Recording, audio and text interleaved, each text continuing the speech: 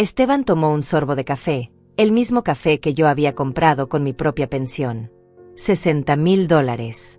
Acababa de pagar $60,000 de sus deudas de tarjeta de crédito hace apenas 3 días. Y ahora, sentado en mi propia sala, usando mi wifi, comiendo las galletas que yo había horneado esa mañana, mi propio hijo me miraba con desprecio. Mamá, necesito que sepas algo. Gabriela no te soporta más. ¿Y sabes qué? Yo estoy completamente de acuerdo con ella. Las palabras salieron de su boca como si fuera la cosa más natural del mundo. Como si no hubiera acabado de destruir a la mujer que lo trajo al mundo. Como si no hubiera acabado de escupir en la cara de quien había vaciado su cuenta de ahorros para salvarlo de la bancarrota. Me quedé helada. Literalmente helada. $60,000. 3 días. 3 malditos días. Mira, mamá, continuó, acomodándose en mi sillón como si fuera el dueño de la casa. Gabriela dice que eres demasiado entrometida, que siempre opinas sobre todo, que la hace sentir incómoda en su propia casa. Su propia casa. La casa que yo les ayudé a pagar el enganche. La casa cuya hipoteca rescaté cuando estuvieron a punto de perderla el año pasado. La casa donde yo cuidé a mi nieto mientras ellos se fueron de vacaciones a Europa con mi dinero. Recordé ese momento. Habían llegado bronceados, relajados, con regalos caros para todos menos para mí. Habían hablado durante horas sobre los restaurantes, los hoteles, las compras.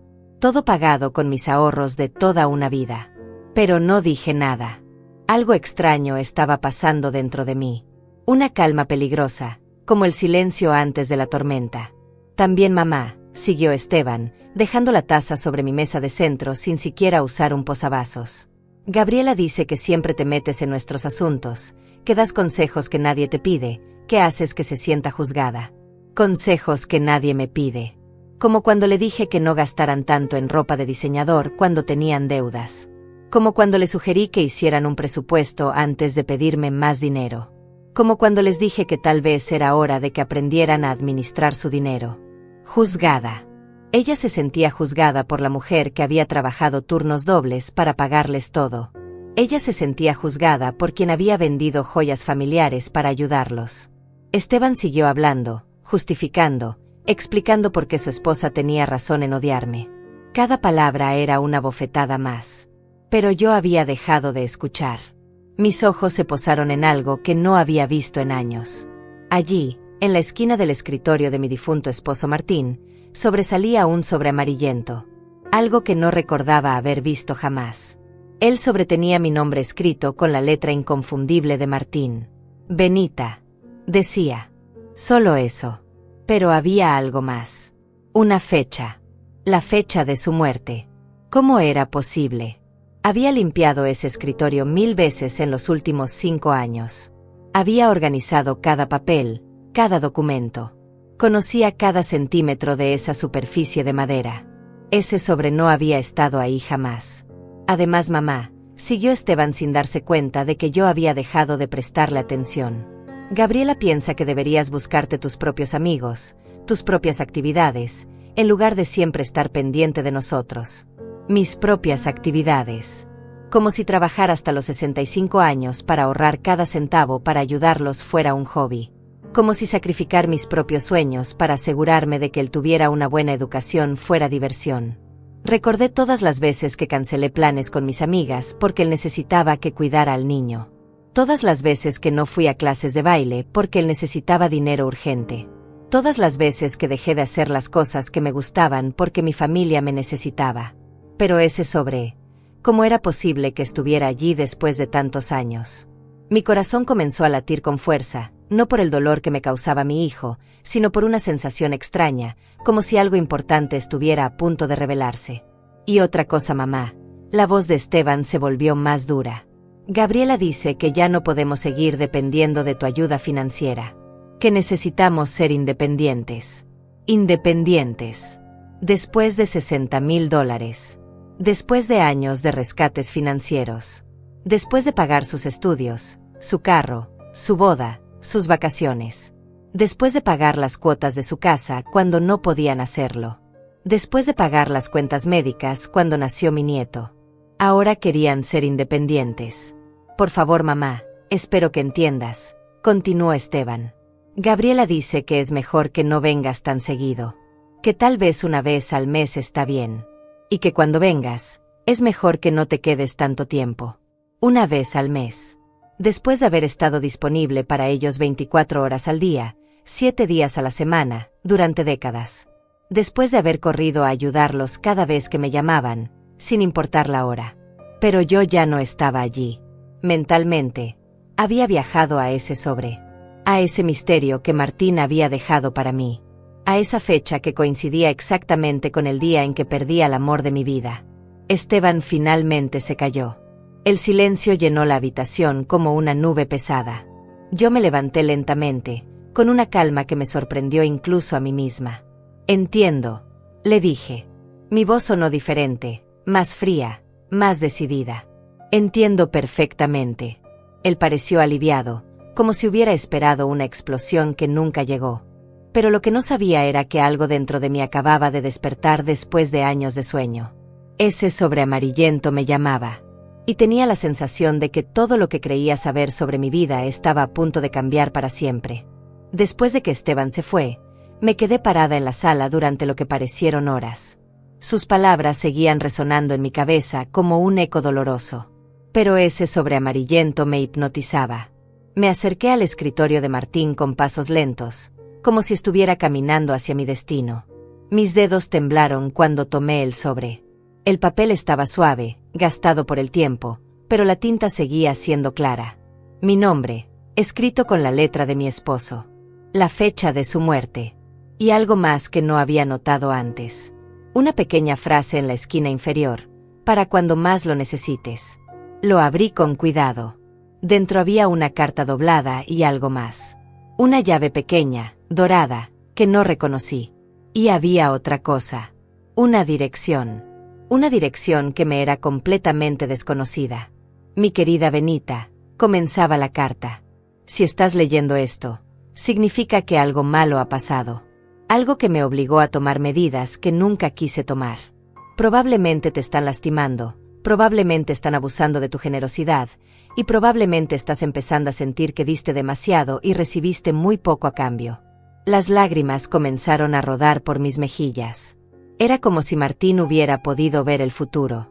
Como si hubiera sabido exactamente lo que iba a pasar. Siempre supe que eras demasiado buena para este mundo, continuaba la carta. Demasiado generosa. Demasiado dispuesta a sacrificarte por otros. Por eso tomé ciertas precauciones. Por eso nunca te conté sobre la propiedad. ¿Qué propiedad? Mi corazón comenzó a latir más rápido. La dirección que está en este sobre te llevará a una casa que compré hace 20 años. Una casa que está completamente pagada. Una casa que siempre fue tuya, aunque no lo supieras. La compré con una herencia de mi padre, dinero que nunca mezclé con nuestras cuentas. La puse a tu nombre desde el primer día. Una casa que era mía y yo no lo sabía. Pero eso no es todo, amor mío. En esa casa hay algo más. Algo que va a cambiar tu vida para siempre. La llave que está en este sobre abre una caja fuerte que está en el sótano. Adentro encontrarás documentos, certificados y pruebas de inversiones que hice durante años. Inversiones que ahora valen una fortuna. Inversiones. Una fortuna. Mis manos temblaron tanto que casi dejé caer la carta. Benita, tienes más dinero del que jamás imaginaste. Suficiente para vivir el resto de tu vida sin depender de nadie. Suficiente para hacer todo lo que siempre quisiste hacer, pero nunca pudiste porque siempre estabas ayudando a otros. Me senté en la silla del escritorio, sintiendo como si el mundo se hubiera volteado al revés. Todo este tiempo había estado viviendo como una mujer pobre, sacrificándome, ahorrando cada centavo, cuando en realidad era rica. Pero hay algo más que necesitas saber, continuaba Martín en su carta. He estado observando a nuestra familia. He visto cómo se aprovechan de ti. He visto cómo Esteban y Gabriela te tratan como si fuera su banco personal. Por eso decidí hacer algo al respecto. Hace 2 años, antes de morir, cambié mi testamento. Dejé instrucciones muy claras de que si alguna vez te trataban mal, si alguna vez abusaban de tu generosidad, si alguna vez te faltaban el respeto, perderían todo lo que esperaban heredar de mí. ¿Qué? ¿Martín había hecho eso? El testamento que conocen es falso, Benita. El verdadero está en la caja fuerte. En él, les dejo solo lo mínimo legal. Todo lo demás es tuyo. La casa, los terrenos, las cuentas bancarias que no conoces, las inversiones. Todo tuyo. No podía creerlo. Martín había planeado todo esto.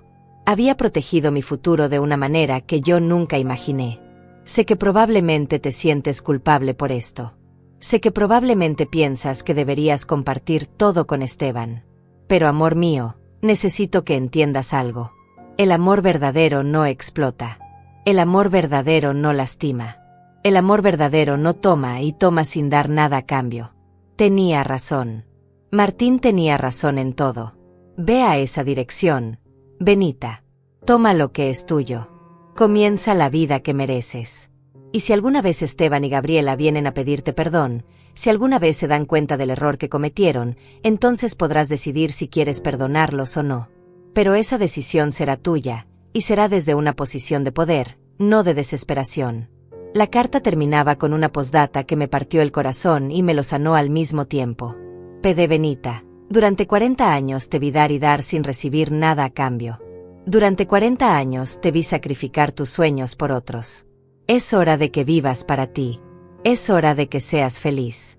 Es hora de que tengas el poder de elegir quién merece estar en tu vida.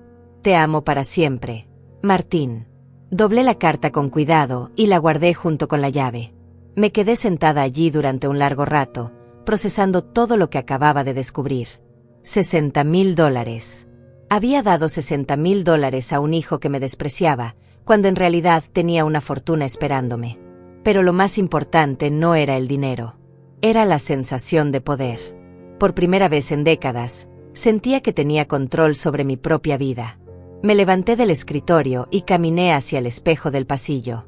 La mujer que me devolvía la mirada ya no era la misma que había sido humillada por su hijo esa tarde. Esta mujer tenía secretos. Esta mujer tenía poder. Esta mujer tenía opciones. Tomé las llaves de mi carro y salí hacia esa dirección misteriosa. Era hora de reclamar mi vida. El viaje hasta la dirección que Martín había dejado en la carta me tomó 40 minutos. 40 minutos en los que mi mente no dejó de dar vueltas. Cada semáforo en rojo me daba tiempo para procesar lo que acababa de descubrir. Cada kilómetro me alejaba más de la mujer que había sido y me acercaba más a quien realmente era. La dirección me llevó a un barrio que nunca había visitado. Un barrio hermoso, tranquilo, con casas grandes y jardines bien cuidados. Casas que claramente valían una fortuna. No podía ser posible que una de ellas fuera mía. Pero ahí estaba. Número 847. Una casa de 2 pisos, con un jardín frontal lleno de rosas rojas y un camino de piedra que llevaba hasta la puerta principal. Era perfecta. Era como las casas que siempre había soñado, pero nunca pensé que podría tener. Estacioné el carro y me quedé sentada por unos minutos, simplemente mirando. Esta casa había sido mía durante 5 años y yo no lo sabía. Mientras yo me sacrificaba para ayudar a Esteban y Gabriela, mientras yo vivía contando cada centavo, tenía esta belleza esperándome. Salí del carro con la llave dorada en la mano. Mis pasos sonaban extraños en el silencio del barrio. Era como si estuviera caminando en un sueño. Como si en cualquier momento fuera a despertar y descubrir que todo había sido una fantasía. Pero la llave entró perfectamente en la cerradura. La puerta se abrió con un suave clic, y el aroma que me recibió me hizo llorar inmediatamente. Olía a Martín. Olía a su colonia, a sus cigarros, a ese perfume especial que solo él tenía. La casa estaba impecable. Alguien la había estado cuidando. Alguien había estado pagando por mantenerla limpia, por mantener el jardín, por asegurarse de que todo estuviera perfecto para cuando yo llegara. Caminé por la sala, tocando los muebles, las cortinas, los cuadros en las paredes. Todo era hermoso. Todo era mío. En la mesa del comedor había un ramo de flores frescas y una nota. Bienvenida a casa, señora Benita. Hemos estado esperando este día durante 5 años. Todo está listo para usted. La caja fuerte está en el sótano, detrás del librero de la esquina. Esperamos que sea muy feliz aquí. Con cariño, el equipo de mantenimiento. El equipo de mantenimiento. Martín había contratado a alguien para cuidar esta casa durante años, esperando el día en que yo la necesitara. Había planeado todo hasta el más mínimo detalle. Subí las escaleras hacia la recámara principal. Era enorme. Tenía un balcón que daba al jardín trasero, una cama king size con sábanas que parecían de hotel de lujo, y un vestidor más grande que mi sala actual. En el tocador había productos de belleza caros, perfumes, cremas. Todo pensado para mí. Pero lo que más me emocionó fue lo que encontré en el closet. Había ropa. Ropa hermosa, cara, en mi talla exacta. Vestidos elegantes, trajes, zapatos, bolsas. Una nota pegada en el espejo decía: para la nueva vida de la mujer más maravillosa del mundo. Bajé al sótano con el corazón latiendo a 1000 por hora. Efectivamente, detrás del librero de la esquina había una caja fuerte empotrada en la pared. La llave dorada abrió la puerta con facilidad. Adentro había de todo. Documentos, certificados, estados de cuenta. Pero lo primero que tomé fue el testamento verdadero. Lo leí 3 veces antes de poder creerlo. Martín me había dejado todo. Absolutamente todo. Esta casa, otra casa en la playa, terrenos, cuentas bancarias, inversiones.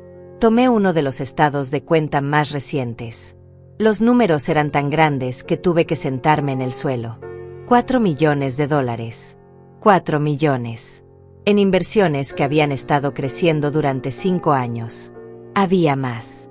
Certificados de acciones de empresas que reconocí, algunas que cotizaban muy bien en la bolsa. Documentos de propiedades que ni siquiera sabía que existían. Pólizas de seguro de vida que sumaban otro millón. Era rica. No solo rica. Era millonaria. Había estado viviendo como una mujer pobre cuando en realidad tenía más dinero del que jamás podría gastar. Pero había algo más en la caja fuerte. Una carpeta marcada con las palabras: para el día de la venganza. La abrí con curiosidad. Adentro había fotografías. Fotografías de Esteban y Gabriela. En restaurantes caros, en tiendas de lujo, en vacaciones exóticas. Todas tomadas con mi dinero. Pero no eran fotos normales. Eran fotos que mostraban lo que realmente pensaban de mí. Una foto los mostraba riéndose en un restaurante, alzando copas de vino caro. En la parte de atrás, alguien había escrito lo que estaban diciendo, brindando porque la vieja idiota pagó otra vez nuestras deudas. Otra foto los mostraba en una joyería. Gabriela probándose un collar que costaba más de lo que yo ganaba en un año. La nota decía, diciendo que se lo van a comprar con el dinero de la próxima emergencia familiar que inventen. Había más. Conversaciones grabadas. Mensajes de texto. Evidencia de que durante años habían estado burlándose de mí a mis espaldas. Evidencia de que habían inventado emergencias para sacarme dinero. Evidencia de que me veían como una estúpida que podían manipular. Una grabación en particular me partió el corazón. Era la voz de Gabriela hablando con alguien por teléfono. La vieja es tan tonta, le inventé que necesitábamos dinero para el carro y me dio $10,000 sin hacer preguntas. Deberíamos haberle pedido más. Es como tener un banco personal que nunca dice que no. Y la voz de Esteban en el fondo: mi madre siempre ha sido muy ingenua. Cree que somos una familia feliz. No se da cuenta de que solo la soportamos por su dinero. Me quedé sentada en el sótano durante horas, leyendo, viendo, escuchando. Cada documento, cada foto, cada grabación era una puñalada más. Pero también era poder. Era evidencia. Era la verdad que necesitaba para tomar las decisiones que venían. Martín no solo me había dejado dinero. Me había dejado justicia. Me había dado las herramientas para defenderme. Me había dado la oportunidad de elegir mi propia venganza. Cuando finalmente subí del sótano, ya había oscurecido. Caminé por mi nueva casa, encendiendo las luces, sintiendo como cada paso me alejaba más de la mujer que había sido. La mujer ingenua. La mujer explotada. La mujer que daba sin recibir. Me serví una copa de vino del bar que Martín había instalado en la sala y salí al jardín trasero. Era hermoso. Tenía una fuente, rosales, un gazebo perfecto para leer. Era todo lo que siempre había querido. Saqué mi teléfono y marqué el número de Esteban. Pero no para hablar con él. Solo para escuchar su voz cuando respondiera. Para recordar el tono despectivo que había usado esa tarde. para asegurarme de que lo que estaba a punto de hacer era lo correcto. Mamá, contestó sorprendido. ¿Estás bien? Has estado muy callada. Estoy perfecta, le dije. Mejor que nunca. Y era verdad. Por primera vez en años, me sentía perfecta. Mañana comenzaría mi nueva vida. Mañana comenzaría mi venganza. Esa noche dormí en mi nueva casa por primera vez.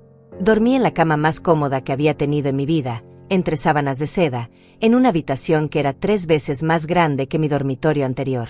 Pero lo más importante era que dormí en paz.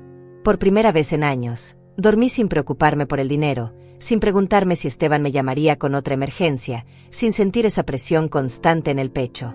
Desperté temprano, como siempre, pero esta vez fue diferente. Me desperté porque quise, no porque tenía que levantarme a hacer algo para alguien más. Me duché en el baño principal, que tenía una tina de hidromasaje y una regadera con vista al jardín. Me puse uno de los vestidos que Martín había elegido para mí. Un vestido verde elegante que me hacía ver 10 años más joven. Desayuné en el comedor, con vista al jardín de rosas. Café de la máquina espresso que ni siquiera sabía que tenía. Pan tostado con mermelada casera que alguien había dejado en el refrigerador. Era como vivir en un hotel de lujo, excepto que todo era mío. Después del desayuno, tomé una decisión. Era hora de ejecutar el plan que había estado formando en mi cabeza toda la noche. Pero primero, necesitaba hacer una llamada. Busqué en los documentos de la caja fuerte hasta encontrar el número del abogado de Martín. Un hombre llamado Pablo Hernández. Marqué el número con manos temblorosas. Señora Benita, contestó inmediatamente. He estado esperando su llamada durante 5 años. ¿Usted sabía? Sabía todo, respondió. Su esposo me contrató para manejar sus asuntos después de su muerte. Para asegurarme de que usted recibiera todo cuando fuera el momento correcto. ¿Y cuándo supo que era el momento correcto? Cuando usted abriera la caja fuerte. Martín me dijo que eso solo pasaría cuando realmente lo necesitara. Cuando finalmente se diera cuenta de que la estaban explotando. Tenía razón. Siempre la tuvo. ¿Está lista para proceder con la siguiente fase del plan? ¿La siguiente fase? Su esposo dejó instrucciones muy específicas sobre lo que debía pasar después de que usted descubriera la verdad. Instrucciones que incluyen una reunión familiar muy especial. 1 hora después, Pablo estaba en mi puerta. Era un hombre mayor, distinguido, con una sonrisa cálida pero ojos firmes. Llevaba un portafolio lleno de documentos y una expresión que me dijo inmediatamente que sabía exactamente lo que estaba haciendo. Martín lo planeó todo, me explicó mientras nos sentábamos en la sala. Desde el momento en que se enfermó, supo que esto iba a pasar. Conocía a su hijo mejor de lo que usted cree. Me mostró más documentos. Evidencia de que Martín había estado investigando a Esteban y Gabriela durante años. Había contratado a un investigador privado que documentó cada mentira, cada manipulación, cada vez que se burlaron de mí. Su esposo quería que usted tuviera todas las armas necesarias para defenderse, continuó Pablo. Pero también quería que tuviera la oportunidad de perdonar, si ellos realmente se arrepentían. ¿Perdonar? Martín era un hombre justo. Creía en las segundas oportunidades. Por eso diseñó lo que él llamaba la prueba final. ¿Qué prueba? Una reunión familiar donde usted revelará la verdad. Donde ellos tendrán la oportunidad de disculparse genuinamente y cambiar su comportamiento. Si lo hacen, usted puede decidir ser generosa. Si no lo hacen, usted tiene toda la justificación del mundo para cortarlos de su vida para siempre. La idea me emocionó y me aterró al mismo tiempo. ¿Estaba lista para ese confronto? ¿Cuándo? Cuando usted diga. Pero Martín sugirió que fuera pronto. Que no les diera tiempo a sospechar que algo había cambiado. Decidimos que sería esa misma noche. Pablo se encargaría de llamar a Esteban y decirle que había aparecido un testamento adicional de Martín que necesitaba ser leído con toda la familia presente. Que era urgente y que no podía esperar. Después de que Pablo se fue, pasé el día preparándome. No solo físicamente, sino emocionalmente. Me puse el vestido más elegante que encontré en el closet. Me maquillé como no lo había hecho en años. Me peiné de una manera que me hacía ver poderosa, sofisticada. Pero lo más importante era lo que estaba pasando por dentro. Por primera vez en décadas, me sentía en control. Me sentía poderosa. Me sentía como si fuera yo quien tenía las cartas en la mano. A las 6 de la tarde, sonó el timbre. Era Esteban y Gabriela. Los vi por la ventana antes de abrir. Esteban se veía nervioso, como siempre que había cuestiones legales de por medio. Gabriela llevaba uno de sus vestidos caros, el que probablemente había comprado con el dinero que le di la semana pasada. Cuando abrí la puerta, sus expresiones me dijeron todo lo que necesitaba saber. Estaban sorprendidos por cómo me veía. Sorprendidos por la casa. Sorprendidos por todo. «Mamá», dijo Esteban, mirando a su alrededor. «¿De quién es esta casa?» «Es mía», respondí simplemente. «¿Tuya? ¿Cómo?» «Entren. Van a enterarse de todo». Los guié hacia la sala. Pablo ya estaba ahí, con todos los documentos organizados en la mesa de centro. También había algo más. Una grabadora de audio, claramente visible. Gabriela se sentó en el borde del sillón, como si estuviera lista para salir corriendo. Esteban no dejaba de mirar alrededor, tratando de entender qué estaba pasando. «Buenas noches», dijo Pablo con tono profesional. «Gracias por venir con tan poca anticipación.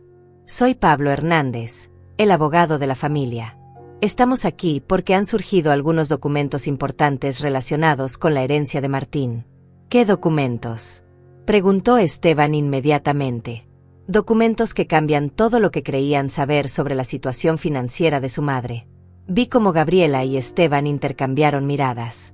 Miradas que decían claramente que estaban calculando cuánto más dinero podrían sacarme. Pablo abrió el primer folder. «Pero antes de que ustedes vean estos documentos, necesito preguntarles algo. ¿Están contentos con la relación que tienen con Benita?» «Por supuesto», respondió Esteban demasiado rápido. «Mi madre es muy importante para nosotros». «¿Muy importante? ¿En qué sentido?» Pablo sabía exactamente lo que estaba haciendo. Estaba dándoles la oportunidad de decir la verdad antes de que fuera demasiado tarde. «Bueno», dijo Gabriela, «ella siempre ha sido muy generosa con nosotros». «¿Generosa? ¿O los han estado explotando?» El silencio que siguió fue ensordecedor. Podía ver cómo sus cerebros trabajaban, tratando de encontrar la respuesta correcta. «No sé de qué habla», dijo Esteban finalmente. «¿No? Entonces tal vez esto les refresque la memoria». Pablo puso la primera fotografía sobre la mesa. La foto de ellos brindando en el restaurante, con la nota sobre lo que estaban diciendo. Sus caras se pusieron blancas. Era el momento de tomar el control. El silencio en la sala era tan espeso que se podía cortar con un cuchillo. Esteban y Gabriela miraban la fotografía como si fuera una bomba que acabara de explotar en sus manos. Sus caras habían pasado del color normal a un blanco cadavérico en cuestión de segundos. «¿De dónde sacaron esto?», susurró Gabriela, su voz apenas audible. «Esa es solo la primera de muchas», respondí con una calma que me sorprendió incluso a mí misma. «Pablo, por favor, muéstrales el resto». Pablo comenzó a colocar las fotografías una por una sobre la mesa de centro. Cada imagen era una puñalada más profunda. Ellos en la joyería, comprando cosas caras con mi dinero. Ellos riéndose en vacaciones que yo había pagado. Ellos en restaurantes donde el costo de una sola cena equivalía a mi presupuesto mensual de comida. «Esto no es lo que parece», tartamudeó Esteban, pero su voz sonaba hueca, sin convicción. «¿No? Entonces tal vez esto les ayude a aclarar las cosas». Pablo puso el reproductor de audio en la mesa y presionó play. La voz de Gabriela llenó la habitación. «La vieja es tan tonta, le inventé que necesitábamos dinero para el carro y me dio $10,000 sin hacer preguntas. Deberíamos haberle pedido más. Es como tener un banco personal que nunca dice que no». Gabriela se puso de pie como si la hubiera picado una serpiente. «Eso es ilegal. No pueden grabarnos sin nuestro permiso». «En realidad», respondió Pablo con una sonrisa fría, «sí pueden. Cuando las grabaciones se toman en lugares públicos, o cuando hay evidencia de fraude, son completamente legales». «¿Fraude?». La voz de Esteban se quebró. «Por supuesto. Inventar emergencias para obtener dinero es fraude. Mentir sobre su situación financiera para manipular a una persona mayor es fraude. Explotar emocionalmente a alguien para beneficio económico es fraude». Pablo siguió reproduciendo grabaciones. La voz de Esteban diciendo: mi madre siempre ha sido muy ingenua. Cree que somos una familia feliz. No se da cuenta de que solo la soportamos por su dinero. Cada palabra era como una bofetada. Pero ya no me dolían. Ya no tenía ese nudo en el estómago. En su lugar, sentía algo más poderoso. Sentía claridad. Sentía justicia. Mamá, comenzó Esteban, pero yo levanté la mano para silenciarlo. No. Ahora me toca hablar a mí. Durante 30 años, desde que te casaste, he estado dando y dando sin parar. Pagué tu educación universitaria. Pagué tu primer carro. Pagué tu boda. Pagué el enganche de tu casa. Pagué las cuotas cuando no podías hacerlo. Pagué las cuentas médicas cuando nació mi nieto. Pagué sus vacaciones. Pagué sus deudas de tarjeta de crédito. $60,000 hace apenas 3 días. Mis palabras salían con una fuerza que no sabía que tenía. Años de silencio se estaban derramando como una presa que finalmente se rompe. Y durante todo ese tiempo, ustedes se han estado burlando de mí. Me han visto como una idiota. Como un banco personal. Como alguien tan desesperada por amor que regalaría hasta su último centavo. Eso no es cierto, murmuró Gabriela, pero sus ojos no podían encontrar los míos. ¿No es cierto? Pablo, por favor reproduce la llamada telefónica del mes pasado. Una nueva grabación llenó el aire. Esta vez era Gabriela hablando con una amiga. Benita es tan patética. Se cree que somos una familia cercana, pero solo fingimos porque necesitamos su dinero. Esteban dice que cuando se muera, vamos a heredar todo y finalmente seremos libres de pretender que nos importa. El silencio que siguió fue absoluto. Incluso Pablo parecía afectado por la crueldad de esas palabras. Gabriela comenzó a llorar, pero no eran lágrimas de arrepentimiento. Eran lágrimas de pánico, de miedo, de alguien que acababa de darse cuenta de que su fuente de dinero estaba a punto de desaparecer. Mamá, por favor, dijo Esteban, su voz desesperada. Podemos explicarlo todo. Estábamos pasando por un momento difícil. Estábamos estresados. No hablábamos en serio. ¿Estresados? ¿Durante 30 años? ¿Estresados cuando se fueron a Europa con mi dinero? ¿Estresados cuando compraron esa casa de campo que creían que yo no sabía que existía? Sus ojos se abrieron como platos. No sabían que yo sabía sobre la casa de campo. Pablo puso más documentos sobre la mesa. Pruebas de todas las propiedades que habían comprado con mi dinero. Pruebas de todas las mentiras que me habían dicho. Pruebas de cada manipulación. Pero esto no es lo más importante que van a descubrir hoy. Continué.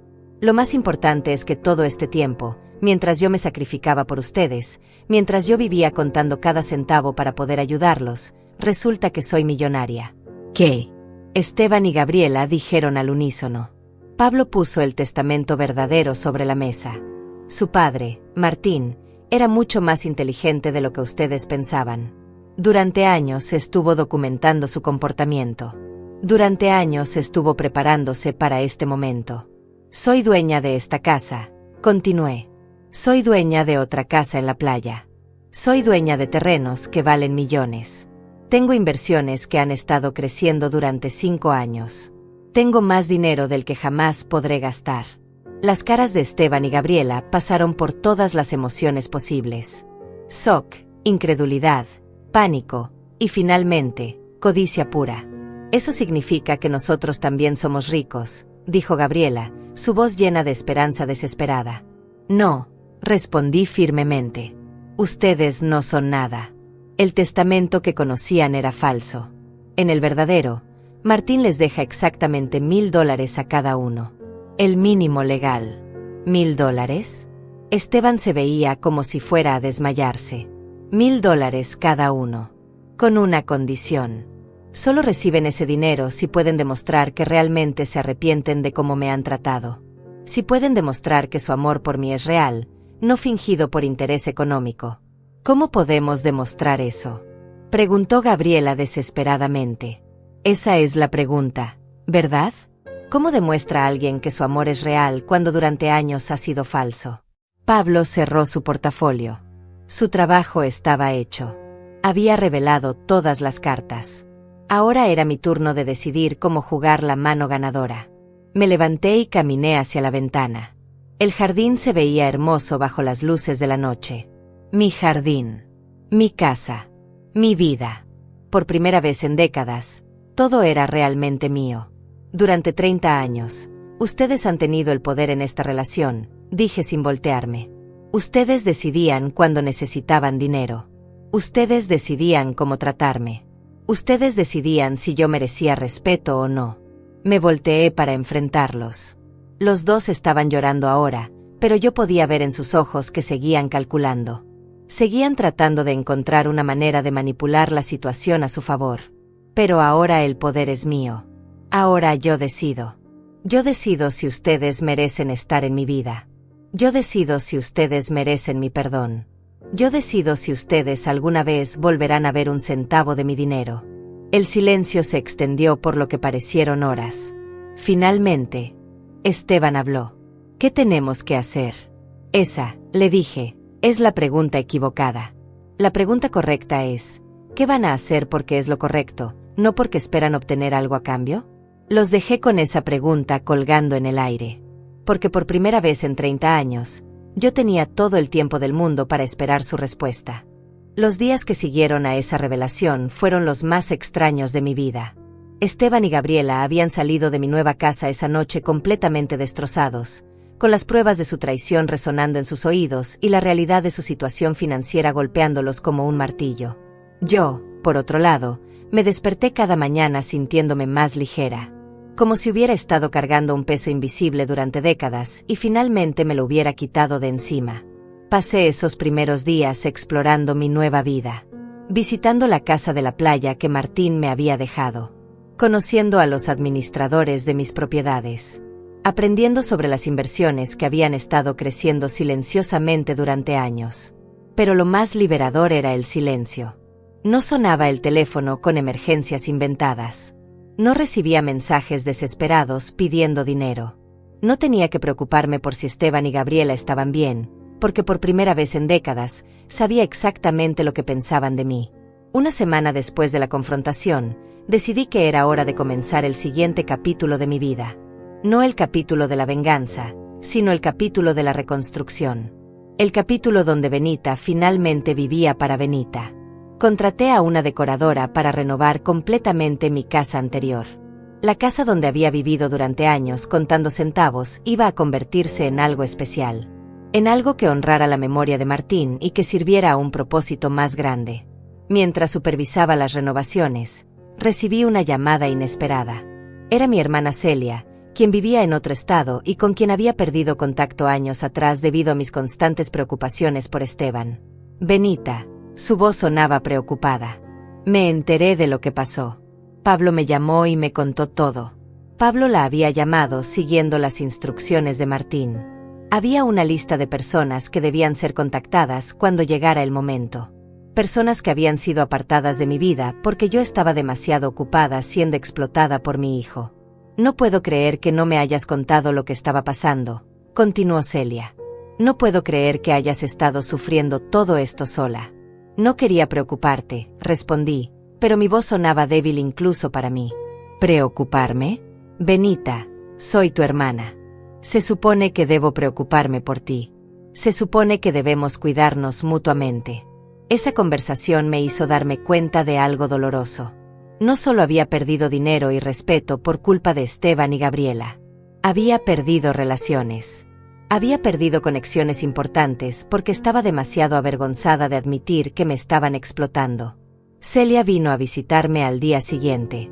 Cuando vio mi nueva casa, cuando entendió completamente lo que había estado pasando, se puso a llorar. Hermana, me dijo abrazándome. Has estado viviendo como una pobre cuando eras rica. Has estado viviendo como si no tuvieras a nadie cuando me tenías a mí. Pasamos horas poniéndonos al día.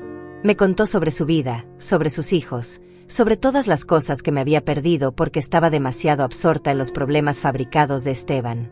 Pero también me contó algo más importante. ¿Sabes qué me dijo Martín antes de morir? Preguntó. ¿Martín te habló antes de morir? Me llamó. Me dijo que si algo le pasaba, probablemente necesitarías ayuda. Me dijo que Esteban y Gabriela se estaban aprovechando de ti, pero que tú eras demasiado buena para verlo. ¿Y por qué no me dijiste nada? Porque me dijo que no lo hiciera. Me dijo que tenías que descubrirlo por ti misma, que tenías que llegar al punto donde estuvieras lista para defenderte. Me dijo que si yo intervenía demasiado pronto, solo encontrarías excusas para seguir siendo explotada. Martín había pensado en todo. Incluso había protegido mi relación con mi hermana, asegurándose de que ella estuviera disponible cuando yo finalmente estuviera lista para reconstruir mi vida. 2 semanas después de la confrontación, mientras Celia y yo planeábamos la renovación de mi casa anterior, sonó el timbre. Era Gabriela. Sola. Se veía terrible. Había perdido peso, tenía ojeras, y llevaba ropa que definitivamente no era de diseñador. Benita, por favor. Necesito hablar contigo. Celia me miró con una expresión que decía claramente que no confiaba en ella, pero yo decidí escuchar. Después de todo, tenía curiosidad de saber qué tipo de manipulación intentaría esta vez. Gabriela se sentó en el borde del sillón, igual que había hecho esa noche. Pero esta vez había algo diferente en su postura. Algo que parecía genuinamente derrotado. Sé que no tengo derecho a estar aquí, comenzó. Sé que no tengo derecho a pedirte nada después de lo que hicimos. Tienes razón, respondí simplemente. Pero necesito que sepas que estos han sido los peores días de mi vida. No porque perdimos el dinero. Bueno, no solo por eso. Sino porque me di cuenta de lo terrible que he sido contigo. ¿Te diste cuenta? ¿O te diste cuenta de que se acabó tu fuente de ingresos? Las dos cosas, admitió, y esa honestidad me sorprendió. No voy a mentirte más, Benita. Al principio solo estaba desesperada por el dinero. Pero luego, cuando me quedé sola estos días, cuando realmente pensé en todo lo que habías hecho por nosotros. Se quedó callada por un momento, luchando con sus emociones. Mi propia madre murió cuando yo tenía 25 años. No tengo hermanas. No tengo familia. Tú has sido la única figura materna que he tenido en mi vida adulta. Y yo te traté como basura. Sus lágrimas parecían reales esta vez. Pero yo había aprendido a ser escéptica. ¿Dónde está Esteban? Pregunté. No quiso venir. Dice que todo esto es tu culpa. Dice que si realmente nos amaras, nos habrías contado sobre el dinero desde el principio. Dice que nos engañaste al hacerte pasar por pobre. ¿Y tú qué piensas? Pienso que mi esposo es un idiota. Pienso que hemos sido los peores seres humanos del planeta. Pienso que tú tenías todo el derecho del mundo de mantener tus finanzas privadas. Celia, que había estado escuchando en silencio, se inclinó hacia adelante.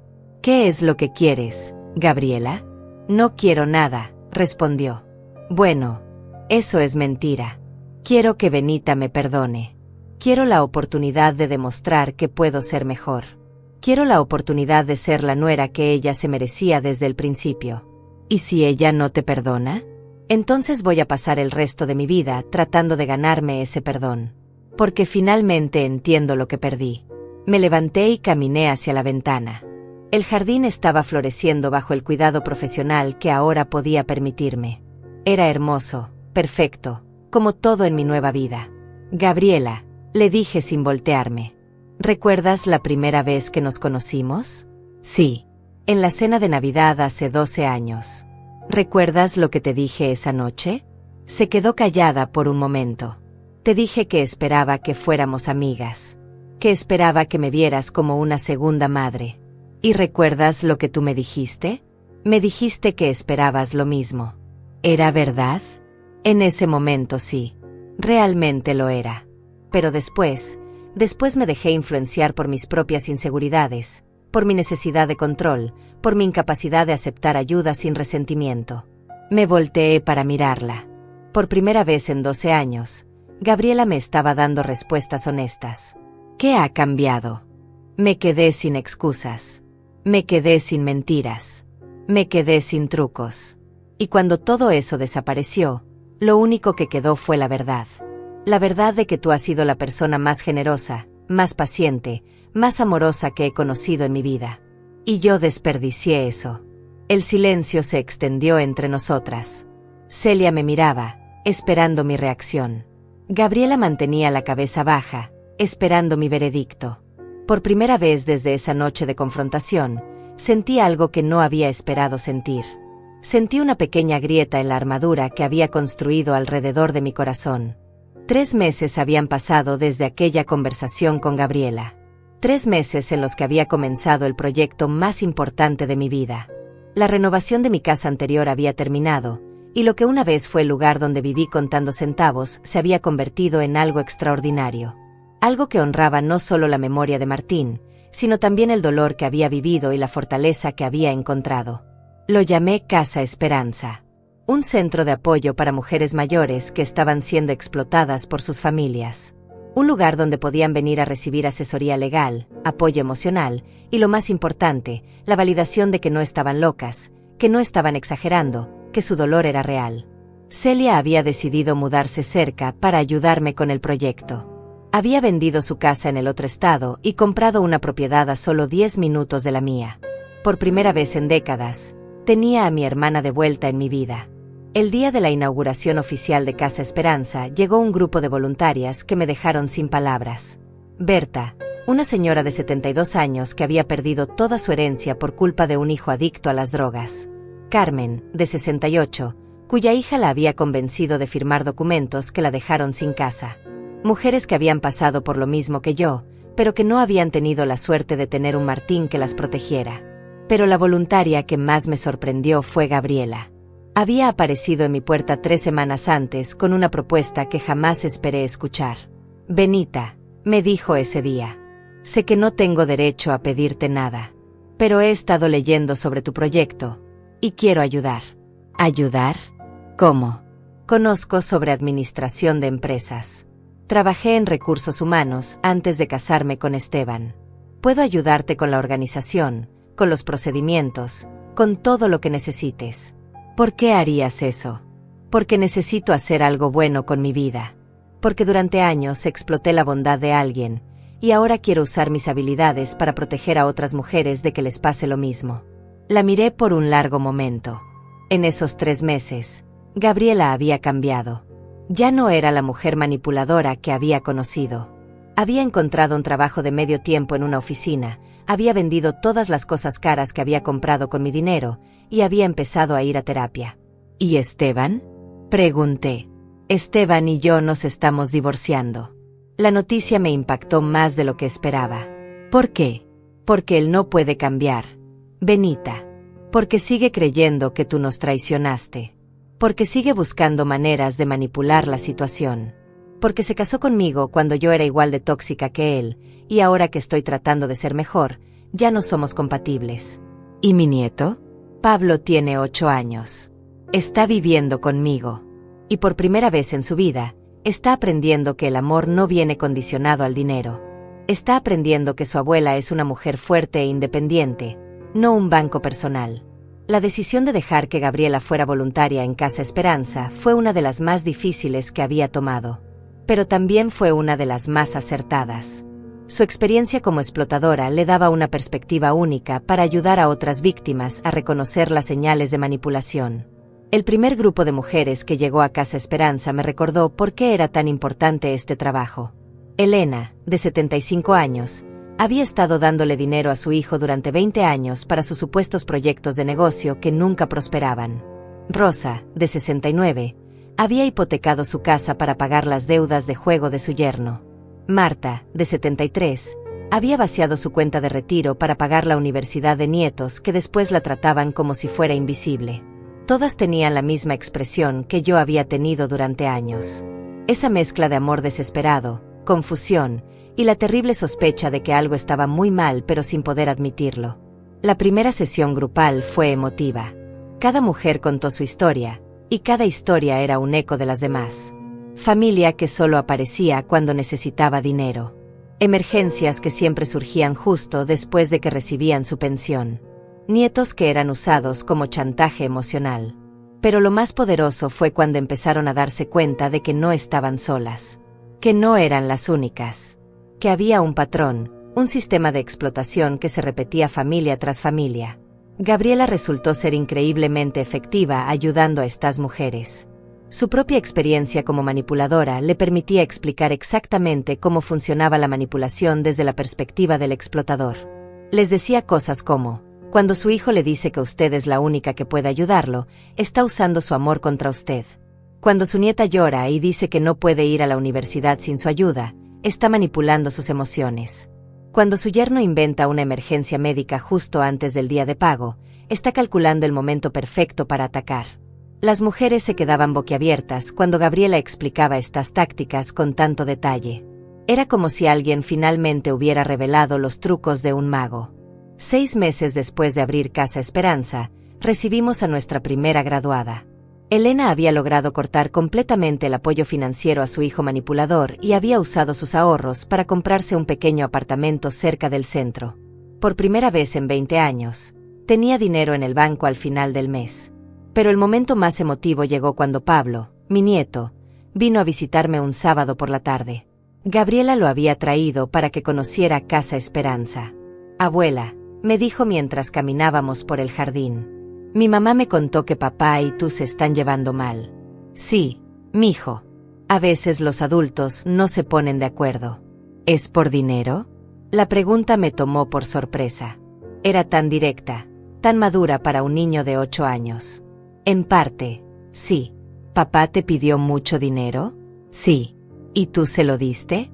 «Sí». «¿Y él no te dijo gracias?». «No como debería haberlo hecho». Se quedó callado por un momento, procesando la información. «Mi mamá dice que ahora ella tiene que trabajar para comprarnos las cosas. Dice que eso está bien, que así aprendo el valor del dinero». «¿Y cómo te sientes con eso?». «Me gusta más. Antes, cuando papá pedía dinero, él y mamá siempre estaban estresados. Ahora mamá está más tranquila, aunque tenga que trabajar más». Esa conversación me dio más esperanza que cualquier otra cosa. Pablo estaba aprendiendo lecciones que su padre nunca había aprendido. Estaba viendo a su madre transformarse en una mujer independiente y responsable. Pero había algo más importante. Por primera vez en años, tenía una relación real con mi nieto. Una relación basada en amor genuino, no en obligación o interés económico. Esa noche, después de que Gabriela y Pablo se fueron, me senté en mi terraza con una copa de vino y reflexioné sobre el camino que había recorrido. Un año antes, era una mujer explotada, viviendo en negación, dando todo lo que tenía a cambio de migajas de amor fingido. Ahora era la directora de un centro que estaba cambiando vidas. Era una mujer independiente con más dinero del que jamás podría gastar. Tenía una relación reparada con mi hermana, una nueva relación con mi exnuera basada en respeto mutuo, y un nieto que finalmente me conocía como la persona que realmente era. Pero lo más importante era que tenía algo que había perdido durante décadas. Tenía mi dignidad de vuelta. El teléfono sonó, interrumpiendo mis pensamientos. Era un número que no reconocí. «¿Benita?». Era la voz de Esteban. «Hola, Esteban. Mamá, necesito hablar contigo».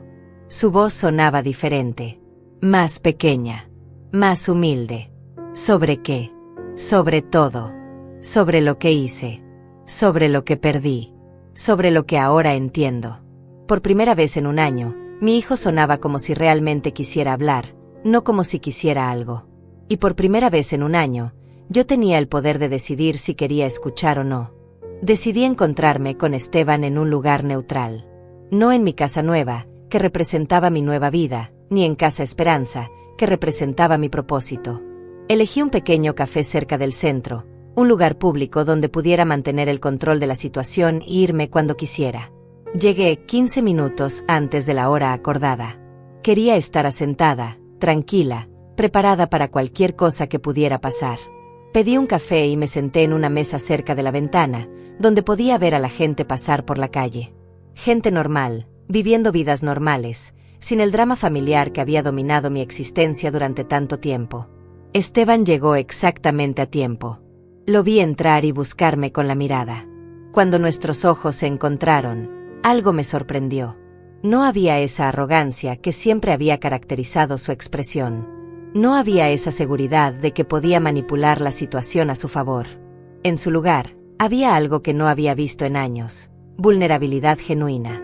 Se acercó a la mesa lentamente, como si tuviera miedo de que yo fuera a cambiar de opinión y salir corriendo. «Gracias por venir», Mamá. De nada. Siéntate. Se sentó frente a mí y por un momento ninguno de los dos dijo nada.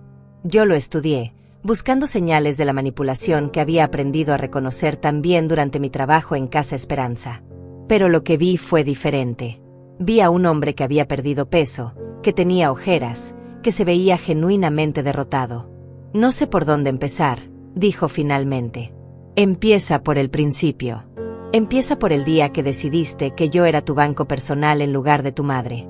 Sus ojos se llenaron de lágrimas inmediatamente. Durante meses había esperado que llegara este momento, el momento en que Esteban finalmente enfrentara la realidad de lo que había hecho. Pero ahora que estaba pasando, no sentía la satisfacción que había esperado. Solo sentía tristeza. Creo que empezó cuando papá se enfermó, dijo. Cuando vi lo preocupada que estabas por el dinero, por los gastos médicos, por todo. Me di cuenta de que tenías más dinero del que decías. ¿Y eso te dio derecho a explotarme? No. No me dio derecho a nada. Pero en mi mente lo justifiqué. Pensé que si tú tenías dinero y nosotros estábamos luchando, era natural que nos ayudaras. ¿Estaban luchando realmente? ¿O solo querían más de lo que podían costear? Se quedó callado por un largo momento. Las dos cosas, admitió finalmente. Al principio realmente necesitábamos ayuda. Pero después, cuando nos acostumbramos a tu generosidad, empezamos a verla como algo garantizado. Como algo que nos debías. ¿Por qué me lo debía? Porque eres nuestra madre. Porque los padres se supone que ayudan a sus hijos. ¿Hasta qué punto, Esteban? ¿Hasta arruinarse? ¿Hasta no tener nada para su propia vejez? No pensaba en eso, murmuró. Solo pensaba en nuestras necesidades inmediatas. ¿Nuestras necesidades? ¿Las vacaciones a Europa eran una necesidad? ¿Los carros nuevos eran una necesidad? ¿Los vestidos de diseñador de Gabriela eran una necesidad? No. Eran lujos. Lujos que pagamos con tu sacrificio. La honestidad en su voz me sorprendió. Durante meses había esperado excusas, justificaciones, más manipulación. Pero esto sonaba diferente. Esto sonaba como un hombre que finalmente había enfrentado la verdad sobre sí mismo. ¿Qué cambió? Pregunté. ¿Por qué ahora estás dispuesto a admitir todo esto? Perdí todo, mamá. Perdí a Gabriela. Perdí a Pablo. Perdí mi trabajo porque no podía concentrarme. Perdí mi casa porque no podía pagar la hipoteca sin tu ayuda. Perdí todo lo que creía que era importante. ¿Y te das cuenta de que nada de eso era realmente tuyo? Exacto. Me di cuenta de que había estado viviendo una mentira. Que todo lo que tenía había sido financiado por ti. Que nunca había aprendido a valerme por mí mismo porque siempre tenía tu dinero como respaldo. ¿Dónde estás viviendo ahora? En un apartamento pequeño cerca del aeropuerto. Trabajo en un almacén, turnos de noche. Gano el salario mínimo. ¿Cómo te sientes con eso? Al principio me sentía humillado, enojado, resentido contigo por cortarme el dinero. Pero después de unos meses, algo extraño pasó. Empecé a sentirme orgulloso. ¿Orgulloso? Orgulloso de que el dinero que ganaba era mío. Orgulloso de que podía pagar mi renta con mi propio esfuerzo. Orgulloso de que por primera vez en mi vida adulta era completamente independiente. Ese era el Esteban que había criado. El niño que solía sentirse orgulloso de cualquier pequeño logro. El joven que había trabajado medio tiempo durante la universidad antes de que yo empezara a darle todo lo que quería. Pero hay algo más, mamá. Algo que necesito decirte. ¿Qué? Pablo viene a visitarme los fines de semana. Y la semana pasada me preguntó algo que me destrozó. ¿Qué te preguntó? Me preguntó por qué yo había sido tan malo contigo. Me preguntó por qué había hecho llorar a la abuela. Me preguntó si yo realmente te amaba o si solo te amaba por tu dinero. Las lágrimas corrían por mis mejillas ahora. Escuchar esas preguntas de mi nieto era más doloroso que cualquier cosa que Esteban pudiera haberme hecho. ¿Qué le dijiste? Le dije la verdad. Le dije que papá había sido muy egoísta. Que papá había lastimado a la abuela porque era codicioso y estúpido. Le dije que la abuela era la persona más buena del mundo y que papá no la había tratado como se merecía. ¿Y qué dijo él? Dijo que quería que yo fuera mejor. Dijo que él amaba a su abuela y que quería que papá también la amara de verdad. El silencio se extendió entre nosotros. Podía ver a Esteban luchando con sus emociones, tratando de encontrar las palabras correctas. Mamá, sé que no tengo derecho a pedirte nada. Sé que lo arruiné todo. Pero quiero que sepas que he estado yendo a terapia. Quiero que sepas que estoy trabajando en ser una mejor persona. No para recuperar tu dinero, sino para recuperar a mi hijo. Para que Pablo pueda estar orgulloso de su papá. ¿Cómo sé que esto no es otra manipulación? No lo sabes. Y no te culpo por no confiar en mí. Pero mamá, por primera vez en mi vida, no te estoy pidiendo nada. No te estoy pidiendo dinero. No te estoy pidiendo que me perdones. Solo quería que supieras que finalmente entiendo lo que perdí. ¿Qué perdiste? Perdí a la mejor madre del mundo. Perdí a una mujer que me amó incondicionalmente durante 35 años. Perdí a alguien que habría hecho cualquier cosa por mí, y yo la traté como basura. Miré a mi hijo, este hombre de 35 años que finalmente sonaba como si hubiera crecido. Durante meses había imaginado este momento. Había ensayado en mi mente todas las cosas crueles que le diría, todas las maneras en que le haría sentir el dolor que me había causado. Pero ahora que estaba aquí, sentada frente a él, viendo sus lágrimas genuinas, escuchando su arrepentimiento real, no sentía ganas de lastimarlo. Sentía algo diferente. Sentía la posibilidad de algo que no había esperado, redención. Esteban, le dije, ¿sabes cuál es la diferencia entre Gabriela y tú? ¿Cuál? Gabriela vino a pedirme perdón hace 8 meses. Pero no vino con las manos vacías. Vino con un plan de cómo iba a cambiar su vida. Vino con acciones concretas que ya había tomado. Se había divorciado de la parte tóxica de su vida, que casualmente eras tú. Había conseguido trabajo. Había vendido las cosas que compró con mi dinero. Había empezado terapia. Y después, solo después de hacer todo eso, vino a ofrecerme algo, su trabajo, su tiempo, su servicio a otras mujeres como yo. ¿Y yo qué he hecho? Exacto. ¿Tú qué has hecho más allá de darte cuenta de que la cagaste? He estado trabajando. He estado yendo a terapia. He estado aprendiendo a vivir sin tu dinero. Eso está bien. Pero eso es para ti. ¿Qué has hecho para compensar el daño que me causaste? Se quedó callado por un largo momento. No lo sé, admitió finalmente.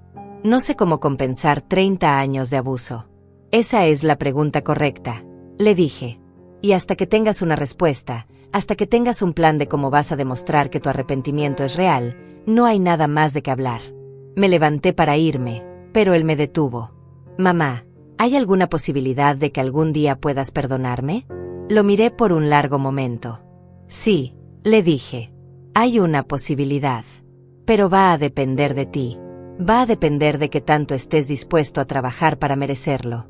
Y con eso, salí del café, dejando a mi hijo con la tarea más importante de su vida, descubrir cómo ganar de vuelta el amor que había destruido. 2 años habían pasado desde aquella conversación en el café. 2 años en los que mi vida había florecido de maneras que nunca imaginé posibles. Casa Esperanza ahora atendía a más de 200 mujeres al año. Teníamos 3 terapeutas de tiempo completo, 2 abogados que ofrecían consultas gratuitas, y un programa de talleres que enseñaba independencia financiera a mujeres mayores. Gabriela se había convertido en la coordinadora administrativa del centro. Su transformación había sido tan completa que a veces me costaba creer que fuera la misma mujer que una vez me había explotado. Había terminado su licenciatura en trabajo social estudiando de noche, y ahora lideraba grupos de apoyo para nueras que querían reparar relaciones dañadas con sus suegras. Pablo, ahora de 10 años, venía conmigo al centro todos los sábados. Se había convertido en nuestro pequeño asistente oficial, ayudando a organizar los materiales de los talleres y haciendo reír a las señoras con sus ocurrencias. Pero lo más importante era que había desarrollado una relación conmigo basada en respeto mutuo y amor genuino. En cuanto a Esteban, los 2 años habían sido un viaje de redención lento pero constante. Después de nuestra conversación en el café, había desaparecido por 6 meses. No sabía dónde estaba, qué estaba haciendo, si seguía vivo siquiera. Gabriela me contaba que seguía pagando la pensión de Pablo puntualmente, pero más allá de eso, era como si hubiera desaparecido del mundo. Hasta que un día, 8 meses después de nuestra última conversación, apareció en Casa Esperanza. No venía a verme a mí. Había venido a ofrecerse como voluntario para mantenimiento. Había aprendido carpintería y plomería en su tiempo libre, y quería donar sus servicios al centro. No me pidió hablar conmigo. No me pidió nada. Simplemente le dijo a Gabriela que si necesitábamos reparaciones, él podía hacerlas gratis los fines de semana. Durante meses, venía los sábados por la mañana, arreglaba lo que necesitara arreglo, y se iba sin decir una palabra más allá de los saludos básicos. Yo lo observaba desde la ventana de mi oficina. Lo veía trabajar con dedicación, con cuidado, como si cada clavo que martillaba fuera una disculpa silenciosa. Las mujeres del centro gradualmente empezaron a conocerlo. Al principio eran suspicaces, especialmente cuando Gabriela les contó que era mi hijo, el que me había explotado durante años. Pero su trabajo hablaba por él. Su humildad hablaba por él. Su constancia hablaba por él. Carmen, una de nuestras primeras clientas, fue la primera en defenderlo. Benita, me dijo un día, tu hijo está aquí todos los sábados desde hace 6 meses. Nunca pide nada. Nunca se queja. Arregló mi puerta para que cierre bien, cambió los grifos que goteaban y pintó toda la sala de reuniones. Y nunca, ni una sola vez, ha mencionado que es tu hijo para ganar puntos. Tenía razón.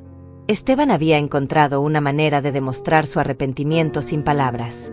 Había encontrado una manera de contribuir a mi nueva vida sin pedir nada a cambio. El momento decisivo llegó en el 2º aniversario de Casa Esperanza. Habíamos organizado una gran celebración, con todas las mujeres que habían pasado por nuestros programas, sus familias, voluntarios, donantes. Era una fiesta que celebraba no solo el éxito del centro, sino la transformación de todas las vidas que había tocado. Durante el evento, Elena, nuestra primera graduada, se acercó al micrófono para dar un discurso. Quiero contarles sobre un hombre que trabaja aquí todos los sábados, dijo. Un hombre que arregla nuestras sillas rotas, que mantiene funcionando nuestros aires acondicionados, que se asegura de que todo esté perfecto para nosotras. Un hombre que nunca ha pedido reconocimiento, nunca ha pedido agradecimiento, nunca ha pedido nada. La multitud la escuchaba con atención. Yo sabía exactamente hacia dónde iba esto, y mi corazón empezó a latir más rápido. Este hombre es el hijo de Benita. El mismo hijo que la lastimó tanto que ella tuvo que crear este lugar para sanar. Pero él no está aquí para redimirse ante nosotras. Está aquí porque entiende que las acciones valen más que las palabras. Está aquí porque ha aprendido que el amor se demuestra sirviendo, no tomando. Los aplausos comenzaron lentamente, pero crecieron hasta convertirse en una ovación. Esteban estaba en la parte de atrás del salón, con su ropa de trabajo, claramente incómodo con la atención. Pero cuando nuestros ojos se encontraron a través de la multitud, vi algo que no había visto en años. Vi al niño que había criado. El niño bueno que de alguna manera había perdido en el camino hacia la adultez. Después del evento, cuando la mayoría de la gente se había ido, Esteban se acercó a mí. Mamá, ¿puedo hablar contigo? Claro. Nos sentamos en el jardín de Casa Esperanza, en el mismo lugar donde había tomado la decisión de crear este centro. El sol se estaba poniendo, pintando el cielo de colores rosados y dorados. Quiero que sepas que estos 2 años han sido los más difíciles y los más importantes de mi vida, comenzó. Tener que mirarme en el espejo todos los días, tener que enfrentar lo que realmente soy, lo que realmente hice. ¿Y qué ves cuando te miras en el espejo?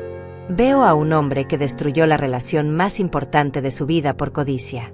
Veo a un hombre que tuvo la madre más extraordinaria del mundo y la trató como basura. Veo a un hombre que tiene mucho trabajo que hacer para merecer siquiera estar en tu presencia. Pero también veo otra cosa, mamá. Veo a un hombre que finalmente entiende lo que significa amar sin esperar nada a cambio. Veo a un hombre que ha aprendido que la felicidad no viene de lo que puedes tomar, sino de lo que puedes dar. ¿Qué quieres de mí, Esteban? Nada, mamá. Absolutamente nada. Solo quiero que sepas que te amo. Que siempre te he amado, aunque fuera demasiado egoísta para demostrarlo correctamente. Quiero que sepas que voy a pasar el resto de mi vida tratando de ser el hijo que merecías desde el principio. ¿Y si yo nunca puedo perdonarte completamente? Entonces seguiré trabajando. Seguiré siendo mejor. Seguiré tratando de ganar tu perdón, no porque lo necesite para ser feliz, sino porque tú te lo mereces. Me levanté y caminé hacia el rosal que habíamos plantado en memoria de Martín. Las rosas estaban floreciendo hermosamente, llenas de vida, llenas de color. Como mi vida ahora. Esteban, le dije sin voltearme. ¿Sabes qué es lo más difícil de perdonar? ¿Qué? No es el dolor que me causaste. No es el dinero que perdí.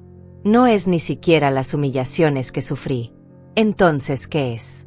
Es el tiempo que perdimos.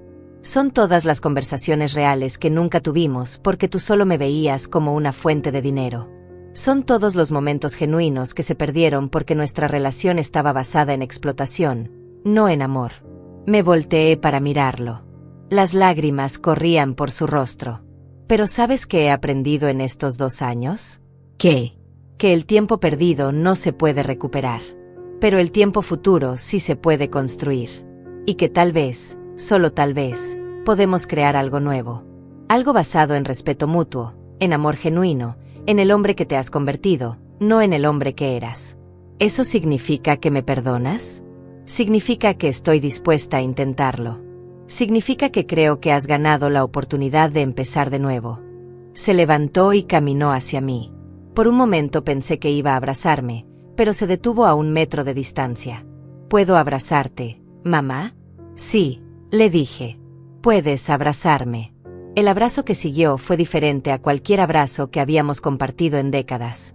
Era un abrazo entre 2 adultos que se respetaban mutuamente. Era un abrazo entre una madre que había encontrado su fuerza y un hijo que había encontrado su humildad. Cuando nos separamos, ambos estábamos llorando. Hay reglas, le dije. Si vamos a reconstruir esta relación, hay reglas. Las que tú digas. Nunca más me pidas dinero. Nunca. Si tienes problemas financieros, los resuelves tú solo. Si quieres algo, te lo compras con tu dinero. Si tienes una emergencia, la manejas como el adulto que eres. Entendido. Y si alguna vez vuelves a tratarme con falta de respeto, se acaba para siempre. No habrá segundas oportunidades después de esta. Entendido. Y una cosa más. Pablo viene primero. Si quieres ser parte de mi vida, tienes que ser el mejor padre posible para él. Porque él se merece tener un papá del cual pueda estar orgulloso. Eso es lo que más quiero en el mundo. Nos quedamos allí parados mientras la noche caía sobre el jardín. 2 años atrás, había descubierto que tenía todo el dinero que necesitaba. Pero esa noche descubrí algo más valioso. Descubrí que también tenía todo el poder que necesitaba. El poder de elegir quién merecía estar en mi vida. El poder de establecer mis propios términos. El poder de perdonar cuando era merecido y de protegerme cuando era necesario. Miré las estrellas que comenzaban a aparecer en el cielo. En algún lugar ahí arriba, Martín estaba sonriendo. Su plan había funcionado perfectamente. No solo me había dado independencia financiera, me había dado algo mucho más importante. Me había dado la fuerza para reclamar mi propia vida. Y por primera vez en 69 años, esa vida era completamente mía.